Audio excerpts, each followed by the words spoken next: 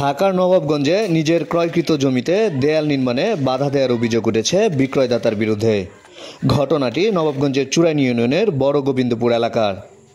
জানা যায়, স্থানীয় শামসুল হক প্রামাণিকের বড় ছেলে প্রবাসী আরিফ হাসান তার প্রতিবেশী হুমায়ুন মোড়লের কাছ থেকে 1% ও তার বোন লাইলির কাছ থেকে 2%, মোট 3% জমি ক্রয় করেন 2020 সালে।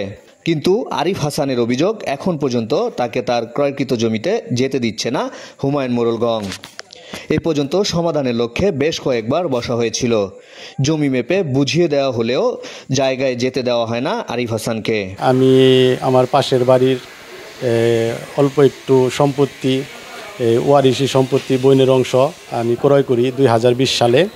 তো একাধিকবার তাদেরকে বলা হয়েছে বুঝাই দেওয়ার জন্য, তো কোনোভাবেই বুঝাই দিতেছে না, তালবাহানা করে আজকে দেই কালকে দেই। আর চেয়ারম্যানে এই দায়িত্বটা সুন্দরভাবে বিচার করে আমাদের জায়গা বুঝাই দিব, কিন্তু 5 বার চেয়ারম্যান বসছে, এই ফাঁড়িতে বসছে, তারপরেও এই কোনো সমাধানে আসে নাই।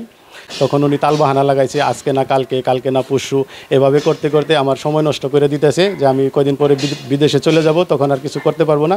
একাধিকবার চেয়ারম্যান, মেম্বার এবং গ্রামের লোকজন আইসে তারা আমাকে এই জায়গায় একবার এই মাইপে আমার বুঝাই দিয়ে গেছে। তারপরে ওরা কি করছে, এই যে খুঁটা ভাঙিয়ে ফেলছে, খুঁটা উঠাই ফেলছে। স্থানীয়রা বিষয়টির সত্যতা নিশ্চিত করে বলেন, হুমায়ুন ও তার বোনের থেকে আরিফ জমি ক্রয় করলেও তাকে জমিতে কাজ করতে দিচ্ছে না। নেওয়ার পরে বলবো আমার জায়গাটা আমার বুঝাই দেন, এই বুঝাই দিতে 5 বছর, এখন বলে কি দিব না।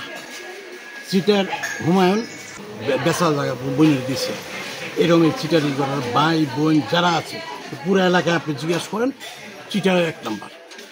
বেচা কিনি কইরা আর ওখানে যাইতে দিব না। হ্যাঁ, এমনকি আমার বাড়িতে ওই যে ওই পাশে আমার বাড়ি আছে, এই জায়গাটা জানে, সেই জায়গার মতো এই জায়গা আমার জায়গায় আমার থাকতে দিব না, আমার ঘর উঠাইতে দিব না। জানি আর কি এই জায়গাটা নিয়ে আরো 3 বার বসা হয়েছে, পুলিশ ফাঁড়িতেও বসা হয়েছে। এই নাকি এর আগে আর্মি আসছিল, আর্মিতে বলছিল যে আমরা আপনারা বসে সমাধান করেন, সমাধান আসছে নাকি।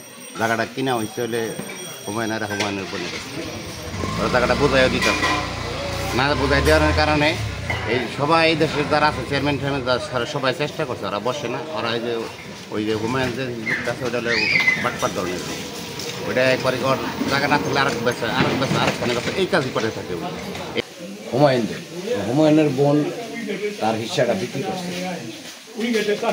করছে, এখন জায়গাটা দিবে মানে দিচ্ছি তো। তারপরে গ্রামের লোক, এই ফাঁড়ির লোক, ইয়ানি 2, 4, 5 বার বসা হয়েছে, কিন্তু তারা কিছুতেই মানে না। পরে আর্মি আনছে, আর্মি তো বইলা গেছে এটা একটা সুষ্ঠু মীমাংসা দেবে, কারণ আপনি যেহেতু জায়গা বিক্রি করছেন তাকে জায়গা দিতে হবে। তো এই এখনও এই যে আমরা বলতে আসি যে জায়গা বুঝাই দেন, আজ না কাল, কাল না পরশু, এই সমস্ত করতে আছে।